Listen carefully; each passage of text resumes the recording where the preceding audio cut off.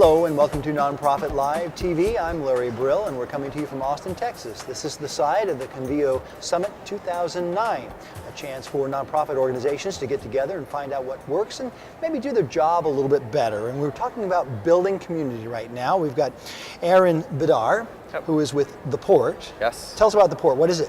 ThePort specializes in building social networks for our customers in their brand. Customers like? Like the Sierra Club, for example. Right. And Jim, tell us about the Sierra Club. Everybody knows what it is. We're just a little hiking club. Just a little hiking club.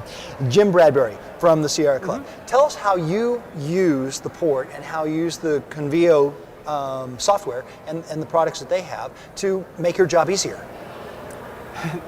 It doesn't always make our job easier.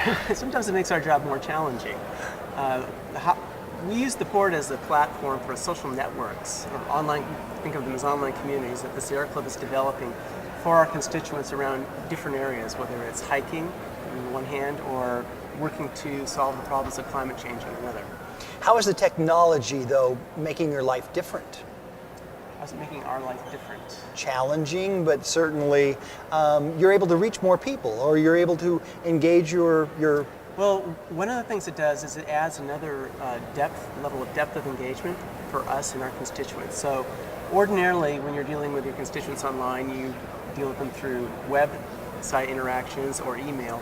When they join a community, when they're doing a lot of other things besides that, they're interacting with each other, they might be taking part in other activities, and that tells us a little bit more about them and lets us know a little bit more about how engaged they are. Yeah. And because it's linked to Convio, it's part of what we know about them through our Convio information about our constituents. And Aaron, how has this changed what you can offer the nonprofits? Yeah, I think social networking isn't new. I think the real magic is our ability to help capture a new audience.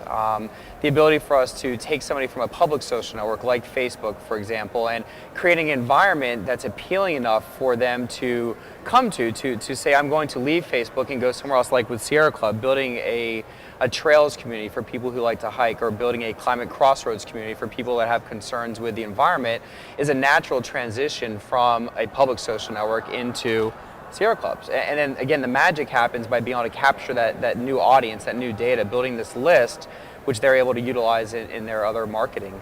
But not only is it just building the list, I mean, you want to retain the people who are already members, and these new tools are giving you a chance to interact in ways we never had before. Absolutely.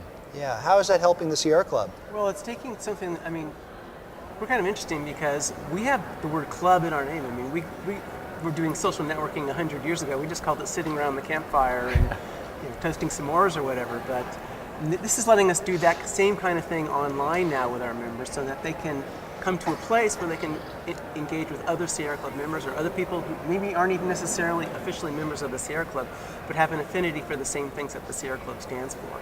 They can, on those communities, they can start doing their own. They don't have to wait for us to tell them what to do. They can start their own campaigns. They can start their own, put up their own content. It's given them, it's kind of empowered them, and that gives them a greater sense of engagement with the club itself.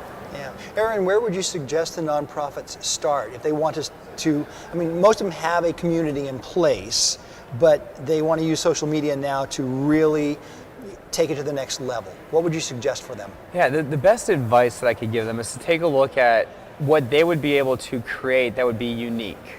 If you can create a unique environment, you'll have people talking about it. You'll have people interacting with others in that environment. Start small is the key. Don't try to do everything. Don't try to do video and document sharing and forums and groups, and just pick one thing and do it well, and then it will grow on its own. Okay, Aaron, Jim, thanks for being with us today. Thanks for having us. All right. And if you'd like more information, all you have to do is take a look at nonprofitlive.tv.